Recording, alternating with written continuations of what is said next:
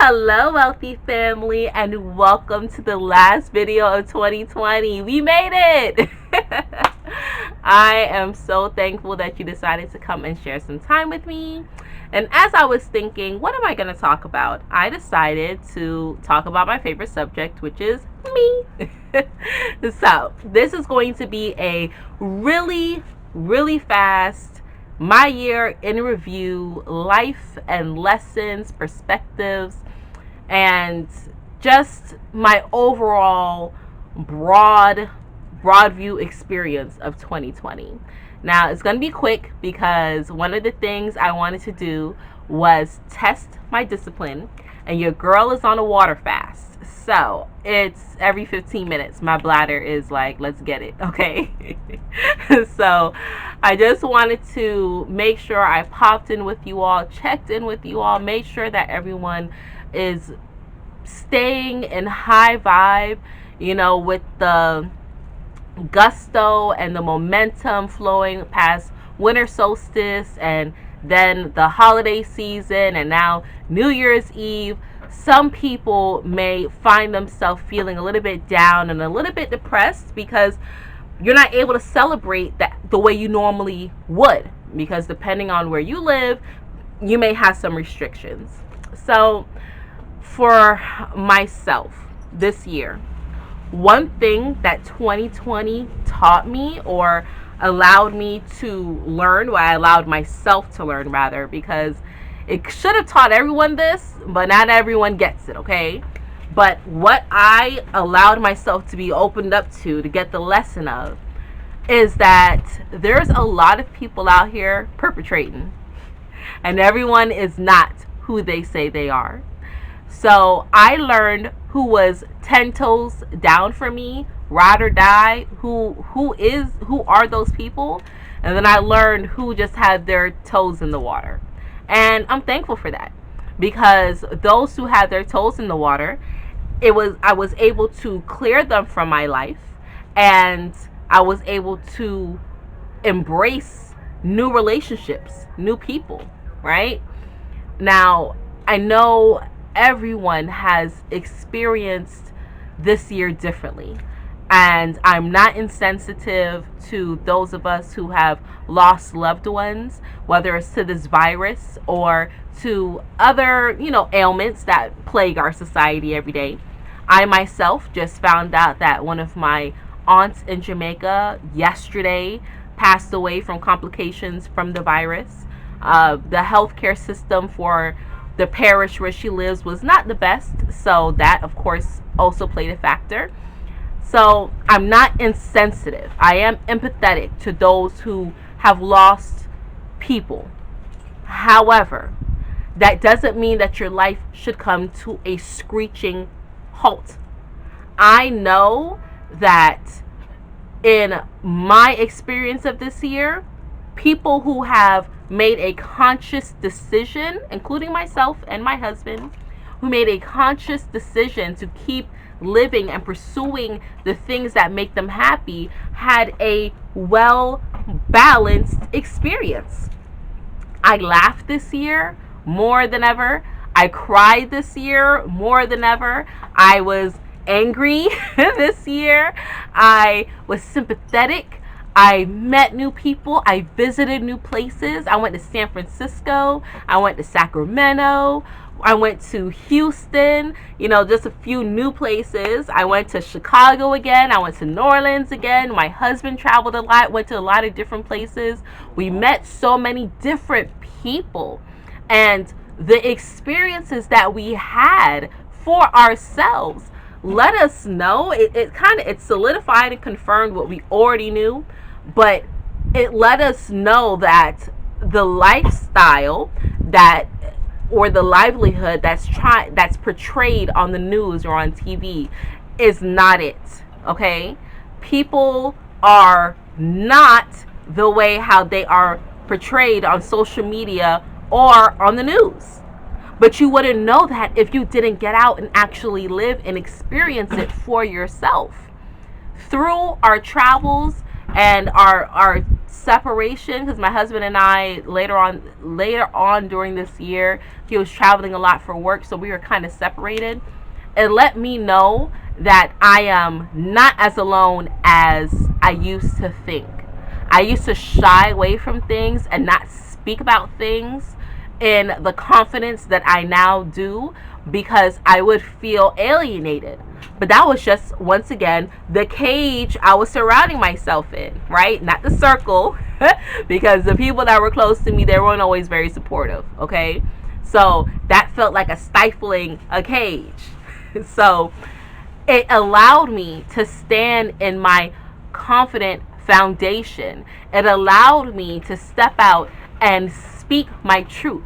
It allowed me to embody the energy of what I've named myself, which is Ascending Infinite Goddess. That's my soul name. That's my purpose. I was able to embody that. Embody the goddess energy, which is one of creation, one of love. I was able to realize that it doesn't matter what it is that I've known from before. What matters is what I'm adding to myself. What knowledge am I adding? This year, my husband built me a beautiful garden, and I've never gardened before. I'm not an outside person, right? Even though I'm out here every day with these videos. But I told y'all, the mosquitoes eat me up. So that's why I try to shy away from outside. But with my gardening, the fruits of my labor, the things that I was able to create, cooking with the peppers and with the cilantro that I grew, and eating the strawberries, and using the mint in my tea every morning, and using the cilantro on our tacos, and steaming the lavender, and using the lemongrass, and making juice out of the mulberries, just all guacamole from the avocados that we grew. Just so much life is coming from my space, and I'm so thankful for that. Because if you're not creating, you're dying. If you're not living, you're dying. If you're not growing, you're staying stagnant, which means you're not feeding, you are the food. It allowed me to really get that principle honed in and harnessed in and anchored in into my mind, so I could really realize with my real eye what the fuck is going on. I turned off the TV and I started tapping into me. I read so much. I'm a reader, but I kind of fell away from that. But I read so much. I think I bought 100 books this year, no lie. Whether it was for myself or I was giving them out as gifts. But it was so enlightening. I was able to really embody my mission statement of empowering and enlightening other infinite beings. I stepped out in my confidence of knowing that what I focus on grows. This year, my son, who I had at 17, graduated from high school. And he did something that I never did. And what I knew he was always going to do, which was walk across the stage. And I'm super proud of that. But that could have came to a screeching halt because many of our neighbors, our community, was not able to experience that with this virus lockdown. But I focused on my son walking across the stage. I knew he was going to walk across the stage. I knew he was going to have an actual graduation. I don't care what anyone said. And not only did he have an actual graduation that was beautiful, that his great-grandfather, his 100-year-old great-grandfather was able to experience. Okay, I'm about to start crying. I'm not going to cry. That his 100-year-old great-grandfather was able to experience. But I had family come down who have never visited my home before, that I may not have had the best relationship with. They were able to come down and experience it too. And we were able to solidify memories. That's going down in the history books. That's amazing.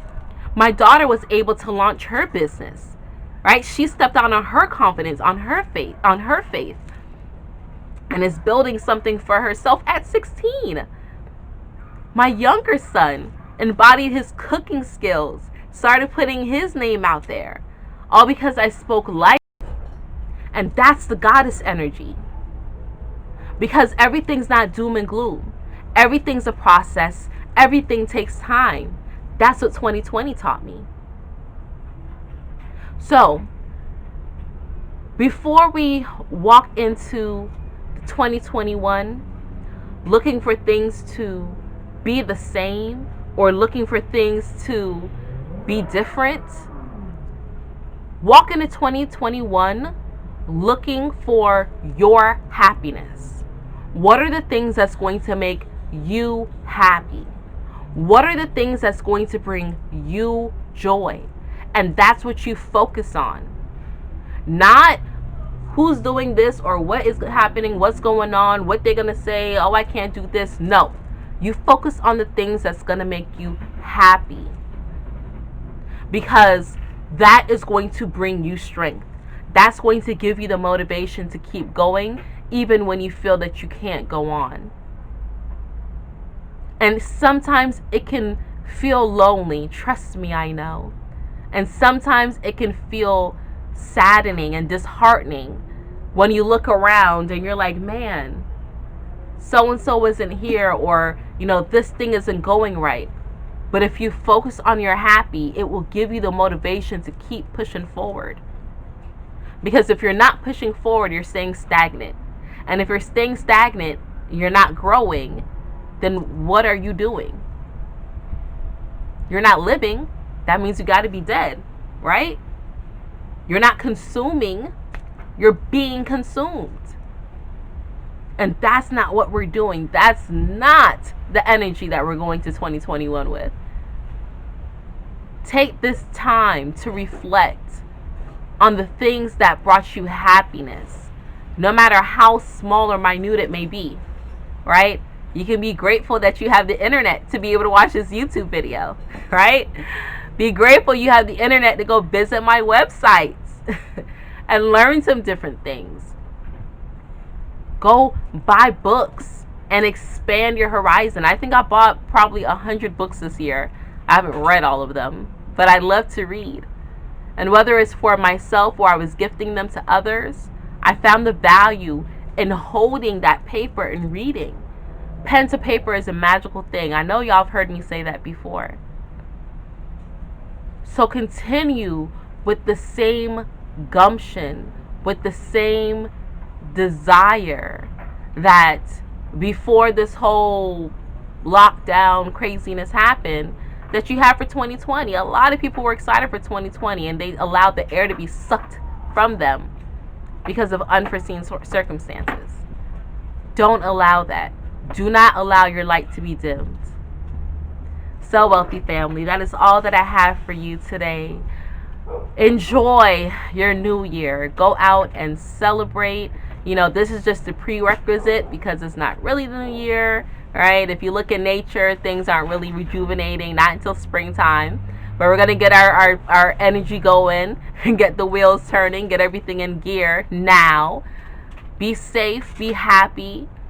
If you can, those things that you reflect on under the full moon tonight, write them out. Write them out and focus on that beautiful energy and allow yourself to be rejuvenated. So until we meet again, wealthy family, stay alert, stay aware, and live in love. Peace.